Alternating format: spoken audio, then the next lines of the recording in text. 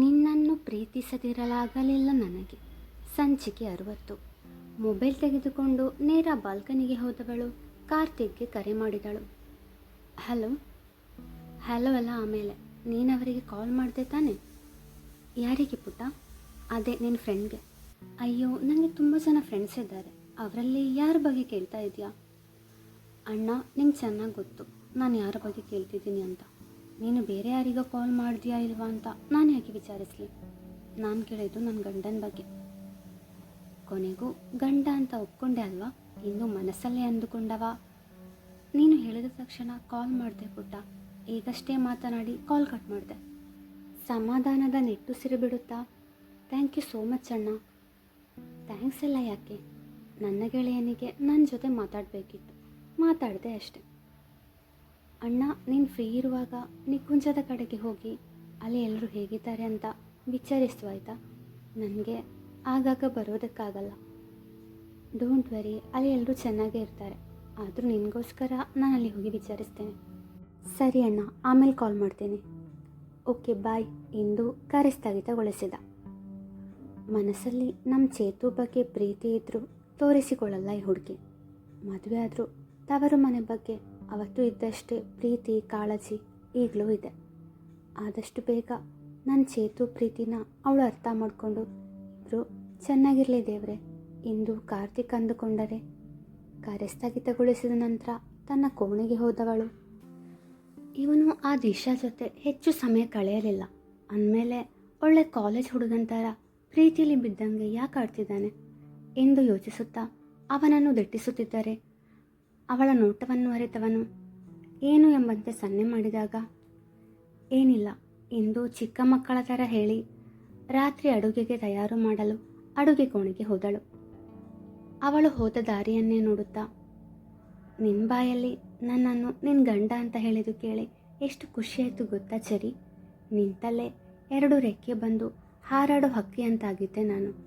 ನೀನು ಬಾಯಿ ಬಿಟ್ಟು ಹೇಳದೇ ಇದ್ದರೂ ನಾನು ನಿನ್ನನ್ನು ಬಹಳ ದಿನದಿಂದ ಗಮನಿಸ್ತಾನೇ ಇದ್ದೀನಿ.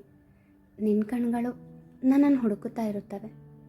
ನನ್ನನ್ನು ಕಂಡಾಗ ಆ ಕಣ್ಣಲ್ಲಿ ಕಾಣೋ ಖುಷಿ, ನಾನು ದಿಶಾ ಜೊತೆ ಕ್ಲೋಸ್ ಆಗಿರುವಾಗ ನೀನು ನೋಡುವ ಅಸೂಯೆಯ ಆ ನೋಟ, ಇಲ್ಲಿ ನಾನು ಅವಳಿಗೆ ಹತ್ತಿರ ಆಗ್ತೀನೋ ಅಂದ್ಕೊಂಡು ಅಣ್ಣನಿಗೆ ಹೇಳಿ ನನಗೆ ಕಾಲ್ ಮಾಡಿಸೋದೇನು? ನಿಂಗೆ ಅರ್ಥ ಆಗ್ತಿಲ್ಲ ಅಷ್ಟೆ. ನೀನು ನನ್ನನ್ನು ಮನಸಾರೆ ಪ್ರೀತಿಸ್ತಾ ಇದೆಯಾ, ಆದರೆ ಅದನ್ನು ನೀನು ಒಪ್ಕೊಳ್ತಿಲ್ಲ ಅಷ್ಟೆ. ನನಗೂ ಗೊತ್ತು ಹೇಗೆ ನಿನ್ನ ಮನಸ್ಸಲ್ಲಿರೋ ಪ್ರೀತಿನ ಹೊರಗೆ ತರಬೇಕು ಅಂತ. ನೋಡ್ತಾ ಇರು, ಇನ್ಮುಂದೆ ಈ ಚೇತು ವರ್ಷನ್ 2 ನೋಡ್ತೀಯಾ ಎಂದು ಮನಸ್ಸಲ್ಲೇ ಹೇಳಿಕೊಂಡ. ನಿವಿ ಕಾರ್ತಿಕ್ಗೆ ಕರೆ ಮಾಡಿದಾಗ ಕರೆ ಸ್ವೀಕರಿಸಿದ ಕಾರ್ತಿಕ್ ಚೇತುಗೆ ಕಾನ್ಫರೆನ್ಸ್ ಕಾಲ್ ಮಾಡಿದ್ದ. ಅವಳು ಮಾತನಾಡಿದಷ್ಟನ್ನು ಕೇಳಿಸಿಕೊಂಡವನಿಗೆ ನನ್ನ ಗಂಡ ಎಂದು ಅವಳು ಹೇಳಿದ ಮಾತು ಇಂಪಾದ ಹಾಡಂತೆ ಕಿವಿಯಲ್ಲಿ ಪ್ರತಿಧ್ವನಿಸುತ್ತಿತ್ತು. ಸ್ವೀಟ್ ಹಾರ್ಟ್ ಎನ್ನುತ್ತಾ ದಿಶಾ ಚೇತು ಹತ್ತಿರ ಬಂದರೆ, ನೆಮ್ಮದಿಯಾಗಿ ಹಗಲುಗನಸು ಕಾಣೋಕ್ಕೂ ಬಿಡಲ್ವಲ್ಲ ಇವಳು ಎಂದು ಮನಸ್ಸಲ್ಲಿ ಹೇಳಿಕೊಂಡವ ಭಾರದ ನಗುವನ್ನು ಮುಖದಲ್ಲಿ ತರಿಸಿಕೊಂಡು, ಹೇಳು ದಿಶಾ. ಏನು ಹೇಳೋದು? ಫೋನ್ ಬಂತು ಅಂತ ಆಚೆ ಹೋದವ ಎಷ್ಟು ಹೊತ್ತಾದರೂ ಬರಲೇ ಇಲ್ಲ. ಎಷ್ಟು ಹೊತ್ತು ಕಾದೆ ಗೊತ್ತಾ? ಸಾರಿ ದಿಶಾ, ಆಫೀಸ್ ಕಡೆ ತಲೆ ಹಾಕಿ ತುಂಬ ದಿನ ಆಯ್ತಲ್ವಾ, ಸ್ವಲ್ಪ ಬ್ಯುಸಿ. ನನ್ನ ಜೊತೆ ಮಾತಾಡಲ್ವಾ? ಹೇಳ್ದೆ ಅಲ್ವಾ ಬ್ಯುಸಿ ಅಂತ. ಓಕೆ ಆಮೇಲೆ ಬರ್ತೀನಿ. ಬಾಯ್ ಸ್ವೀಟ್ ಹಾರ್ಟ್ ಎಂದು ತಪ್ಪಿಕೊಳ್ಳಲು ಬಂದವಳ ಹತ್ರ, Disha please don't touch me. ನನ್ನನ್ನು ಮುಟ್ಟಿದ್ರೆ ನಿನಗೆ ಮೈ ತುರಿಕೆ ಶುರುವಾಗುತ್ತೆ. ವಾಟ್? ಅದು ನನಗೆ ತುರಿಗಜ್ಜಿಯಾಗಿದೆ. ನನ್ನನ್ನು ಮುಟ್ಟಿದ್ರೆ ನಿನಗೂ ಇದು ಹರಡುತ್ತೆ ಎಂದು ಚೇತು ತನ್ನ ಮಾತು ಮುಗಿಸುವ ಮೊದಲೇ ಅಲ್ಲಿಂದ ಜಾಗ ಖಾಲಿ ಮಾಡಿದಳು ದಿಶಾ. ನೀವಿ ಅಡುಗೆ ಕೋಣೆಯಲ್ಲಿ ನಿಂತು, ಏನು ಅಡುಗೆ ಮಾಡಲಿ? ತುಂಬ ದಿನ ಇಲ್ಲಿ ಇರದೇ ಇದ್ದಿದ್ದರಿಂದ ತರಕಾರಿ ಖಾಲಿಯಾಗಿದೆ ಎಂದು ತನ್ನಷ್ಟಕ್ಕೆ ತಾನೇ ಮಾತನಾಡುತ್ತಿರುವಾಗ ಅವಳ ಫೋನ್ ರಿಂಗಣಿಸಿತು. ಅದು ವಾಟ್ಸಪ್ನಲ್ಲಿ ಗ್ರೂಪ್ ವಿಡಿಯೋ ಕಾಲ್ ಆಗಿತ್ತು. ಕರೆ ಸ್ವೀಕರಿಸಿದಾಗ ಐಶ್ವರ್ಯ ಹಾಗೂ ಮೀರಾ ಹಾಯ್ ನಿವಿ ಎಂದರು. ಮೈಸೂರಿಗೆ ಬಂದ ನಂತರ ಅವರಿಗೆ ಕರೆ ಮಾಡಿರಲಿಲ್ಲ. ನಿವಿ, ಹಾಯ್ ಮೀರು, ಐಶು ಹೇಗಿದ್ದೀರಾ? ಐಶ್ವರ್ಯ, ಮೀರಾ, ನಾವು ಚೆನ್ನಾಗಿದ್ದೀವಿ. ನೀನು ಮತ್ತು ಚೇತು ಅಣ್ಣ? ನಿವಿ, ನಾವಿಬ್ಬರು ಚೆನ್ನಾಗಿದ್ದೀವಿ. ಏನಮ್ಮ ಮೀರು, ಮುಖದಲ್ಲಿ ಹೊಸ ಕಳೆ ಬಂದಿದೆ? ನಮ್ಮ ಅಣ್ಣ ತುಂಬ ಮುದ್ದು ಮಾಡ್ತಾರೋ ಹೆಂಗೆ ಎಂದು ಹುಬ್ಬೇರಿಸಿ ಕೇಳಿದಾಗ ಮೀರಾ ಮುಖ ನಾಚಿಕೆಯಿಂದ ಕೆಂಪಾದರೆ ಐಶ್ವರ್ಯ ಆಹಾ ಮೀರು ನಾಚ್ಕೊಳ್ತಿದ್ದಾಳೆ ಅಂದರೆ ಪ್ರತ್ಯುಷಣ್ಣ ತುಂಬ ಮುದ್ದು ಮಾಡ್ತಾರೆ, ಪ್ರೀತಿ ಮಾಡ್ತಾರೆ ಅಂತಾನೆ ಅರ್ಥ ಅಲ್ವಾ ಮೀರು? ಮೀರಾ ನನ್ನ ವಿಷಯ ಇರಲಿ, ಏನಂತಾರೆ ನಮ್ಮ ಡಾಕ್ಟರ್? ಹೇ ಪ್ಲೀಸ್ ಕಣೆ, ಜಾಸ್ತಿ ಕಾಟ ಕೊಡಬೇಡ್ವೆ ನಮ್ಮ ಡಾಕ್ಟರ್ಗೆ. ಆಮೇಲೆ ಅವರು ಪರ್ಮನೆಂಟಾಗಿ ಸಾಂತ್ವನ ಸೇರ್ತಾರೆ, ಡಾಕ್ಟರಾಗಿ ಅಲ್ಲ ಪೇಷಂಟಾಗಿ ಎನ್ನುತ್ತಾ ನಕ್ಕರೆ. ತುಂಬ ವರ್ಷದ ನಂತರ ತಮ್ಮ ಗೆಳತಿ ಮೊದಲಿನಂತಾಗಿದ್ದಕ್ಕೆ ಖುಷಿಪಟ್ಟರು ಐಶ್ವರ್ಯ ಮತ್ತು ನಿವಿ. ಐಶ್ವರ್ಯ ನಾನು ಜಾಸ್ತಿ ಕಾಟ ಕೊಡೋದಿರಲಿ, ಆ ಪುಣ್ಯಾತ್ಮನ ಮುಖದರ್ಶನ ಸಿಗದೆ ಎಷ್ಟು ದಿನ ಆಯಿತು ಗೊತ್ತಾ? ನೀವೇ ಹೇಳಿ, ಇದು ನ್ಯಾಯನಾ?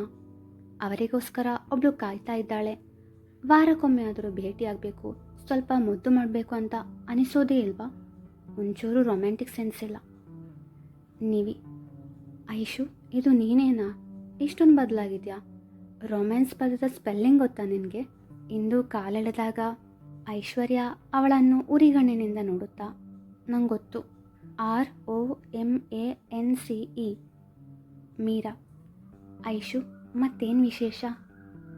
ಐಶ್ವರ್ಯ ನನಗಿನ್ನೂ ವಿಶೇಷ ಆಗಲಿಲ್ಲ, ಅದಕ್ಕಿನ್ನೂ ಟೈಮ್ ಇದೆ. ನೀವಿ ತರಲೆ ಬಾಯಿ ಮುಚ್ಚೆ.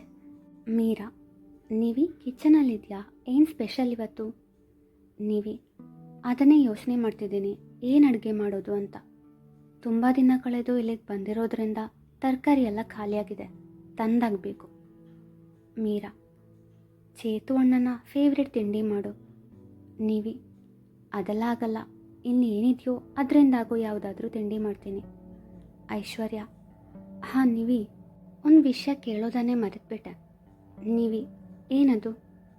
ಐಶ್ವರ್ಯ ಮೀರಾ ಮದುವೆಗೆ ನಿಮ್ಮ ಮನೆಯವರೆಲ್ಲ ಬಂದಿದ್ರಲ್ವಾ, ನಿಮ್ಮ ಜೊತೆ ಒಂದು ಹುಡುಗಿ ಇದ್ಲಲ್ವಾ, ಅದೇ ಅಣ್ಣನ ಮಾವನ ಮಗಳು. ನೀವಿ ಹ್ಞೂ ಇದ್ಲು, ದಿಶಾ ಅಂತ. ಅದಕ್ಕೇನಿವಾಗ? ಐಶ್ವರ್ಯ ಅವಳನ್ನು ಅವತ್ತು ಗಮನಿಸ್ತಾನೇ ಇದ್ದೆ, ಚೇತು ಅಣ್ಣಂಗೆ ಅಂಟಿಕೊಂಡೇ ಇರ್ತಿದ್ಲು. I feel something wrong. ನೀವಿ ಅವಳೀಗ ಇಲ್ಲೇ ನಮ್ಮ ಜೊತೆ ಇದ್ದಾಳೆ. ಮೀರಾ ನೀವಿ ಹುಷಾರು ಕಣೆ, ನೀನು ನಿನ್ನ ಗಂಡನನ್ನು ಇನ್ನೊಬ್ಬರ ಜೊತೆ ಹೆಚ್ಚು ಬೆರೆಯೋಕ್ಕೆ ಬಿಡಬೇಡ. ನಾನು ಆ ದಿಶಾನ ಗಮನಿಸಿದ್ದೀನಿ, ಯಾಕೋ ಅವಳ ಉದ್ದೇಶ ಅಷ್ಟು ಒಳ್ಳೆಯದಲ್ಲ ಅನ್ನಿಸ್ತಿದೆ. ನೀವಿ ನಾಳೆಯಿಂದ ಆಫೀಸಿಗೆ ಹೋಗಬೇಕು, ಅವಳನ್ನು ಇವರ PA ಆಗಿ ಅಪಾಯಿಂಟ್ ಮಾಡಿದ್ದಾರೆ ಮಾವ. ಸೊ ನಮ್ಮ ಜೊತೆ ಇಲ್ಲೇ ಇದ್ದಾಳೆ, ನಾಳೆಯಿಂದ ಆಫೀಸ್ಗೂ ಬರ್ತಾಳೆ. ಐಶ್ವರ್ಯ ನೀವಿ ಬಿ ಕೇರ್ಫುಲ್, ನಿನ್ನ ಗಂಡ ಚಿನ್ನದಂಥವರು ಅಲ್ಲ, ಅವರು ವಜ್ರ ಕಣೆ.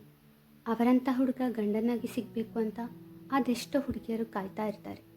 ಯಾವುದೇ ಕಾರಣಕ್ಕೂ ಚೇತು ಅಣ್ಣನನ್ನು ಕಳ್ಕೊಬೇಡ ಪ್ಲೀಸ್. ಮೀರಾ ಹೌದು ನೀವಿ, ಚೇತು ಅಣ್ಣನನ್ನು ಯಾವುದೇ ಕಾರಣಕ್ಕೂ ಕಳ್ಕೊಬೇಡ. ನೀವಿ ನನಗೆ ಅಡುಗೆ ಮಾಡಬೇಕು, ಆಲ್ರೆಡಿ ಲೇಟಾಗಿದೆ, ಇನ್ನೊಮ್ಮೆ ಕಾಲ್ ಮಾಡ್ತೀನಿ. ಹಾಂ ಐಶು, ನಾಳೆ ಆಫೀಸಲ್ಲಿ ಕಾಣುವ, ಬಾಯ್ ಎಂದು ಹೇಳಿ ಕರೆ ಸ್ಥಗಿತಗೊಳಿಸಿದಳು. ನೀವಿ ಯೋಚಿಸತೊಡಗಿದಳು. ಅವನು ನನ್ನವನಾಗಿದ್ದರೆ, ನನಗೋಸ್ಕರ ಹುಟ್ಟಿದವನಾಗಿದ್ದರೆ ನನ್ನನ್ನು ಬಿಟ್ಟು ಬೇರೆ ಹೆಣ್ಣನ್ನು ಕಣ್ಣೆತ್ತಿ ನೋಡಲ್ಲ.